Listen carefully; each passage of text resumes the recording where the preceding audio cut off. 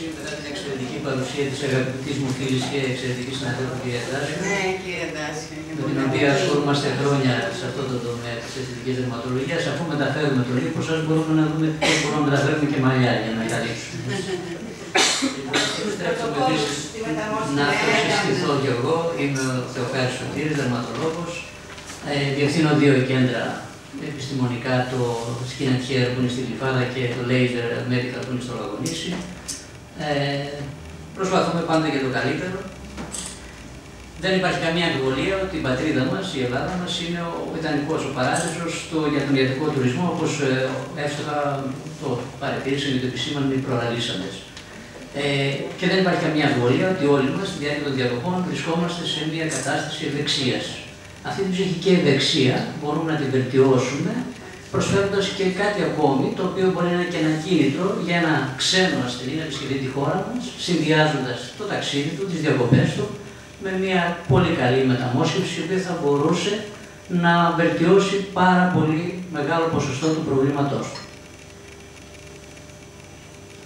Πάμε κάτω, είμαστε.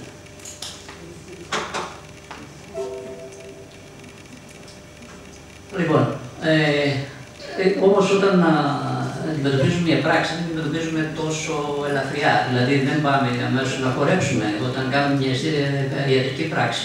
Σαφώς όμως η πατρίδα μας προσφέρεται ότι μετά από 5 μέρες, με μια ταχεία επούλωση, μπορεί ο ασθενής να χαίρεται τον ήλιο χωρίς να βάζει το κεφάλι μέσα. Μεταμόσχευση μαλλιών λοιπόν. Πώς παίζει. Μπορείτε να βοηθήσετε.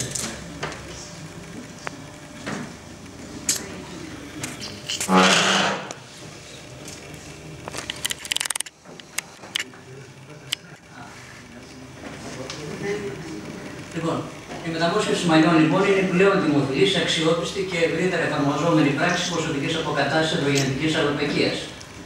Είναι ίσως η πιο συχνή αισθητική πράξη που εφαρμόζει τον ανδρικό πληθυσμό και σιγά σιγά αυξάνει και η ζήτηση και στο γυναικείο πληθυσμό. Η βάση πάνω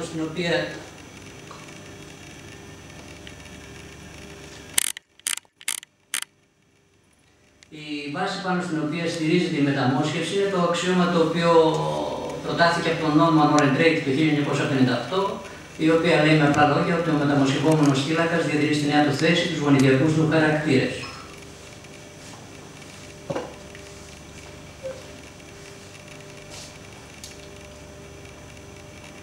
Πού βρισκόμαστε όμως σήμερα στη μεταμόσχευση των τριχών? Διεθνώς αλλά και στη χώρα μας η μεταμόσχευση των θυλακικών μονάδων αποτελεί την μέθοδο επιλογής. Η μεταμόσχευση ουσιαστικά είναι μια ανακατανομή των θυλακικών μονάδων και οπωσδήποτε το gold standard παραμένει η μεταμόσχευση των θυλακικών μονάδων. Εύκολα θα μπορούσε να ρωτήσει κάποιος τι είναι τελικά η θυλακική μονάδα. Όπως βλέπουμε, η φυσική διασπορά των τριχών στη δότρια περιοχή δεν είναι ούτε μονότριχες, ούτε δίτριχες, ούτε τρίτριχες. Οπότε να πει κάποιος τι κάνει μεταμόσχευση και θα βάλω μονάδα διπλά-τριπλά. Αποτελεί λοιπόν η θυλακική μονάδα έναν ανατομικό σχηματισμό, ο οποίος περιέχει από 1 μέχρι 4 θηλυκές τρίχες, 1 έως 2 χνόβατες τρίχες, συμπληρωματογόνα αδένα, τον οδοτήρα μη της τρίχας, τον επριενγκιακό πλέγμα και μια λεπτή στιβάδα που περιβάλλει το θύλακα που λέγεται περιθυλάκιο καυλαλόγια. Ποιες μέθοδες υπάρχουν εξόρυξης των θυλακικών μονάδων? Μέχρι σήμερα είχαμε 2 εξαιρετικές μεθόδους. Την παλιά κλασική, το strip, και την μεμονωμένη απόσπαση θυλακικών μονάδων, την γνωστή FUE. Η κλασική μέθοδος περιλαμβάνει την απόσπαση μια λωρίδος από την ηνιακή χώρα που είναι η δότρια περιοχή και στη συνέχεια την παρασκευή των θυλακικών μονάδων υπό το μικροσκόπιο. Τα υπέρ και τα κατά της μεθόδου θα σταθώ σε 2 υπέρ και 2 κατά. Τα υπέρ είναι ότι είναι ταχύτερη μέθοδος και επιτρέπει τη λήψη μεγαλύτερων θυλακικών μονάδων στη μία μεταμόσχευση, στη μία συνεδρία. Το κατά είναι ότι καταλείπει μια γραμμοειδή ουλή και είναι μακρότερη η περίοδος ανάρρωσης.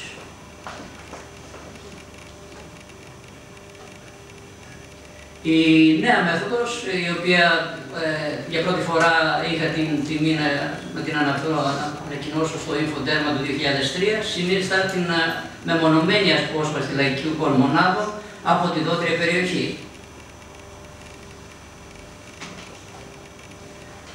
Τα υπέρ της μεθόδου είναι ότι μπορεί να εμφανιστεί σε άτομα που επιθυμούν να διατηρήσουν ένα μικρό μήκος, έτσι, θέλουν να ξυρίσουν το τριφωτό, ότι μπορεί να εμφανιστεί και να εφαρμοστεί σε νέους ασθενείς. Μας επιτρέπει το να επεκταθούμε και σε άλλες περιοχές, όπως είναι το γένιο, το στήθος, δηλαδή περιοχές όταν έχουμε με ένα έλλειμμα αποθεμάτων θυλακικών μονάδων. Το κατά είναι ότι συνήθως είναι μικρότερος ο αριθμός των θυλακικών μονάδων που λαμβάνεται σε κάθε συνεδρία, ότι ξυρίζεται η περιοχή και επίσης ότι είναι δυσκολότερη η λήψη όταν ξεφεύγει η φυσιολογική έκφυση των τριχών, δηλαδή είναι δύσκολη η αναζήτηση της γωνίας έκφυσης τρίχας. Αυτά είναι κάποια τεχνικά θέματα. Και πάμε τώρα από το 2012, σε συνδυασμό με κάποιους άλλους γιατρούς διεθνώς, το Μάρτσιο Χρυσοστόμου, προτείνουμε το συνδυασμό και των δύο μεθόδων στην ίδια συνεδρία. Δύσκολο, χρονοβόρο, αλλά απαιτητικό, αλλά νομίζω ότι μπορεί να καλύψει αρκετά πράγματα. Το βασικό ερώτημα το οποίο θα έθετε κάποιος είναι, εφόσον έχεις τόσο δύο ιδανικές πράξεις που μπορείς να τις κάνεις μεμονωμένα, γιατί δεν τις συνδυάσεις, ποιες είναι οι ενδείξεις. Όπως βλέπετε, σκάβουμε κι εμείς. Λοιπόν,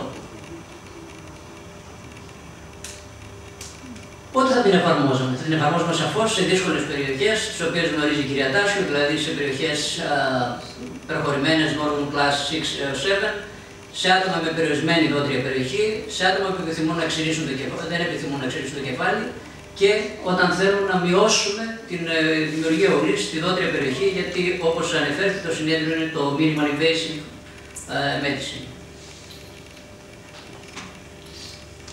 Σε όλες λοιπόν τις περιπτώσεις που θα θέλαμε να παραμείνουμε στην ασφαλή ζώνη περιοχή και να αυξήσουμε τον αριθμό των λαμβανωμένων μονάδων, είναι αυτές οι οποίες αναφέρονται η ιδανικότητα, το ζητούμενο για τη συγκεκριμένη πράξη. Πώς όμως είναι εφικτή η μέγιστη δυνατή λήψη των μοσχευμάτων? Θα σας πω ορισμένα αριθμητικά παραδείγματα. Με την λωρίδα μπορούμε να πάρουμε περίπου από κάθε τετραγωνικό εκατοστό μέχρι 100 θυλακικές μονάδες. Με την FBE μπορούμε να πάρουμε περίπου στις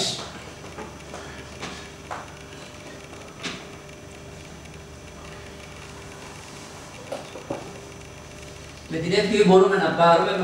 γύρω στις 35 θυλακικές μονάδες ανά τετραγωνικό εκατοστό. Οπότε, εάν είχαμε μία δότρια περιοχή, η οποία έχει τις διαστάσεις που βλέπετε στη διαφάνεια, δηλαδή ένα μήκος 22 εκατοστά και πλάτος 3 εκατοστά, με ένα συνολικό εμβαδό 66 τετραγωνικά εκατοστά, ο συνολικός αριθμός των μοσχευμάτων, εάν κάναμε μονομένα το strip θα ήταν 3.000 μοσχεύματα, εάν κάναμε μονομένα θα ήταν 2.200 μοσχεύματα, αλλά με ξύρισμα της περιοχής, ενώ εάν κάναμε τον συνδυασμό θα είχαμε τη δυνατότητα να πάρουμε 3.800 θυλακικές μονάδες χωρίς να ξυρίσουμε τον ασθενή και την επόμενη μέρα να είναι έτοιμος να επανέλθει στις δραστηριότητες του. Πώς μπορούμε να ελαχιστοποιήσουμε τον κίνδυνο των ουλών με τη μέθοδο strict FBE, την κόμπο τεχνική. Έχουμε δύο ουλές που μπορούν να καταληφθούν. Από μεν το strip τη γραμμοειδή ουλή, από δε την FBE τα γνωστά dot scars, δηλαδή τις κυκλικές μικρές ουλές. Η αποφυγή των γραμμοειδών ουλών μπορεί να γίνει με το σωστό σχεδιασμό των διαστάσεων, με τη λήψη FBE προεγχειρητικά, η οποία μας επιτρέπει, όπως θα δούμε παρακάτω, να δουν σαν αναποφυστικές τομές, με την εφαρμογή PRP, με την εφαρμογή βοτουλινικής τοξίνης που θα δούμε πώς βοηθάει και σαφώς με την υποσκαφή στα όρια της τομής. Κύριος στόχος είπαμε ότι είναι η μείωση της τάσης που είναι η αιτία της δημιουργίας της γραμμοειδούς ουλής. Πώς όμως μπορούμε να αποφύγουμε όταν κάνουμε και τις δύο συνεδρίες μαζί, το να καταληφθούν οι κυκλικές dot scars. Θα πρέπει να χρησιμοποιήσουμε πάρα μικρά punches. Τα διάμετρος φεύγει από το 1 χιλιοστό και πέφτει στα 0,8 μέχρι 0,6 λόγω της τάσης από τη σύγκληση του τραύματος. Θα πρέπει η απόσταση ανάμεσα στα βήματα που να πάρουμε τη θυλακική μονάδα είναι πάνω από 1,5 χιλιοστό. Να εφαρμόσουμε PRP και να έχει μια άρτια κατάρτιση και ιδιαίτερη ικανότητα ο χειρουργός της FBE. τη τεχνική.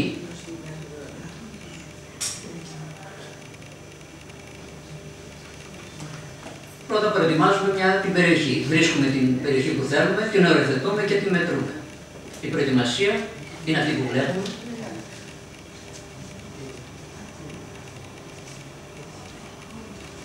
Το δεύτερο είναι ελέγχουμε την ποιότητα του δέρματος και πάνω απ' όλα ελέγχουμε την ελαστικότητα. Ο φίλος μου Αμερικάνος, ο Πάσα, ο Μοέμπι, έχει κάνει ένα ωραίο οργάνωμα το οποίο ελέγχουμε την ελαστικότητα που λέγεται λαξόμετρο. Που είναι πάρα πολύ καλό και μας δίνει τις δυνατότητες τι πλάτος τομείς μπορούμε να κάνουμε. Στη συνέχεια διαχωρίζουμε τις περιοχές. Από εκεί που θα πάρουμε strip και από εκεί που θα πάρουμε FV. Στη συνέχεια, όπως πολύ σωστά σας είπε για την τοπική αναισθησία, το γνωστό διάλειμμα διαγωγικής η κυρία Τάσιου, μας επιτρέπει να έχουμε καλή αναισθησία και μακράς διάρκειας. Εξαιρετικά σημαντικό για τις πράξεις. Στη συνέχεια γίνεται η λήψη του strip. Κλειδιά, εφαρμογή FV προεγχειρητικά για να δούμε πόσο βαθιά θα βάλουμε τον ιστέρι. Το δεύτερο,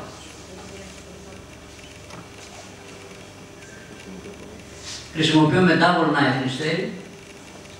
Και το τρίτο, χρησιμοποιούμε το spreader του φίλου μου του Χάπερ, το οποίο μπορεί να μας επιτρέπει ατραυματικά να δίνεται ο διαχωρισμός των θυλακικών μονάδων στις δύο πόλους της τομής.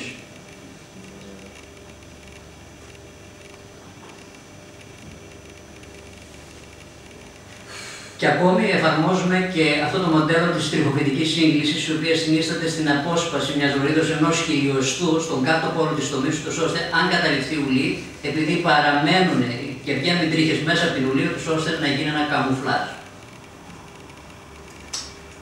Σύγκληση της γραφής, συνήθως προτιμούμε πολύ ψηλό ράγμα, 5-0, συνεχή γραφή όπως βλέπετε στη διαφάνεια. Παρασκευή των θυλακικών μονάδων υπό το μικροσκόπιο. Και πάμε να δούμε πώς γίνεται η εφαρμογή της FV. Στη συνέχεια ακολουθεί η λήψη μεμονωμένα, πώς πόνται μεμονωμένα οι θυλακικές μονάδες. Ποια είναι τα όπλα, δεδομένου ότι είμαι και πρώην στρατιωτικός. Το πρώτο είναι τα χειροκίνητα όπλα, τα οποία μας επιτρέπουν να έχουμε καλύτερη επαφή με τον ιστό, αλλά πιο μικρή ταχύτητα. Και υπάρχει και η μηχανοκίνητη λήψη, η οποία είναι πιο εύκολη για τον γιατρό, απαιτεί όμως μεγαλύτερη εμπειρία και για τους μη έμπειρους έχει μεγαλύτερο ποσοστό θυλακικής κάκωσης κατά τη λήψη. Εδώ λοιπόν έχει τελειώσει και η λήψη της FV.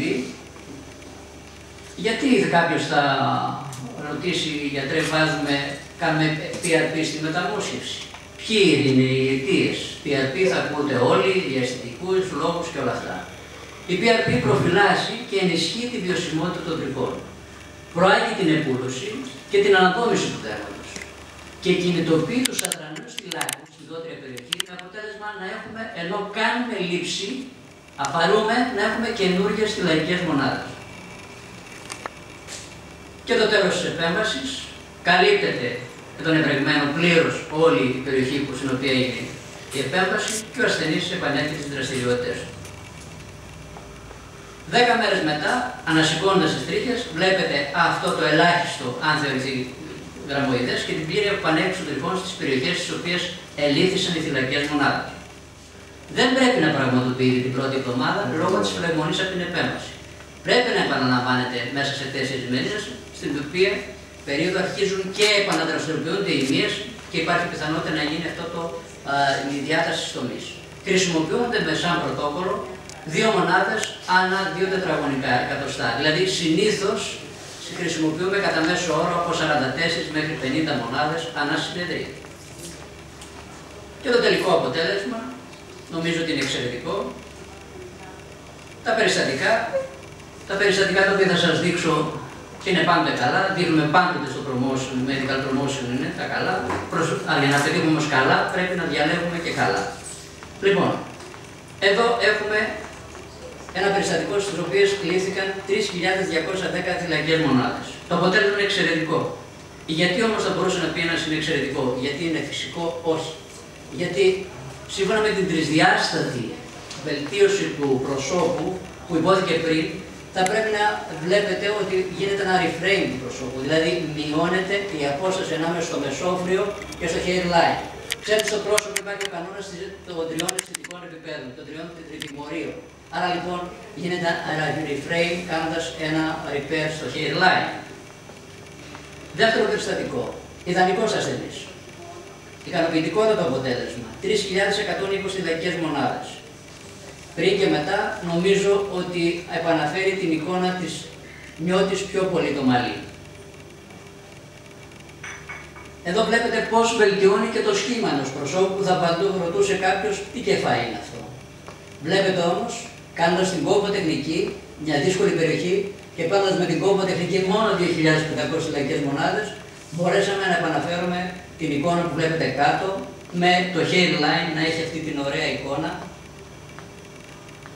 που έχουμε το zigzag στο pattern και όχι την ευθεία γραμμή, ώστε να μην προδίδει και την προηγηθήσα επέμβαση. Εδώ θέλω να σας πω ότι η μεταμόσχευση δεν αναφέρεται μόνο στη νιώτη. Επαναφέρει τη νιώτη. Εδώ βλέπουμε το περιστατικό ενός ανθρώπου, ο οποίος είναι πάνω από 60 ετών, στον οποίο έγινε ο συνδυασμός, με την εύγειη ελήφθησαν εκλειπτικά οι μαύρες τρίχες, ενώ με το strip όλο το πλάτος. Και έτσι μπορέσαμε να έχουμε ένα αρκετά ικανοποιητικό, όχι άριστο αποτέλεσμα, το οποίο ουσιαστικά δίνει μια ευχαρίστηση στον ασθενή και επίσης και σε εμάς που το κάνουμε. Εδώ βλέπουμε τον ιδανικό ασθενή, μαύρες τρίχες, δυνατές τρίχες, 3.209 θηλακές μονάδες σε μία συνεδρία, εξαιρετικό αποτέλεσμα γιατί ήταν εξαιρετικές και οι προϋποθέσεις. Ένας άλλος ασθενής, ιδανικός ασθενής ομοίως, διατηρεί την πρόστια ζώνη, όμως βλέπετε ένα κεφάλι διαφορετικό πάνω και ένα διαφορετικό κάτω. Χρειάστηκα μόνο 2.689 θηλακές μονάδες σε μία συνεδρία. Βέβαια εδώ μιλάμε για συνεπέμβαση η οποία κρατάει 10 με 12 ώρες, έτσι δεν είναι ένα παιχνιδάκι. Και σε μεγαλύτερο zoom. Επίσης δεν αναφέρεται μόνο για διόρθωση του hairline. Υπάρχει και η περιοχή, το vertex, η κορυφή, crow. Εκεί έχουμε κάποιες τεχνικές δυσκολίες, διότι αλλάζει συνεχώς ο άξονας έκφυσης τριχώς και δεν γίνεται το overlapping, το οποίο δίνει ένα μεγαλύτερο όγκο. Όμως βλέπετε ότι γίνεται ένα coverage, δηλαδή μια ωραία επικάλυψη.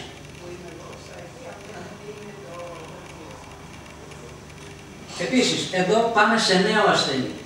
Νέος ασθενής, στον οποίο δεν γίνεται υπερδιόρθωση. Είναι 24 ετών, διότι η ανδρογεννητική αεροπλοκή είναι μια εξελικτική διαδικασία. Δεν κάνεις υπερδιόρθωση, διότι θέλεις να κρατήσεις και ένα απόθεμα θηλακιών μονάδων για μελλοντική επιδείνωση του νοσήματος.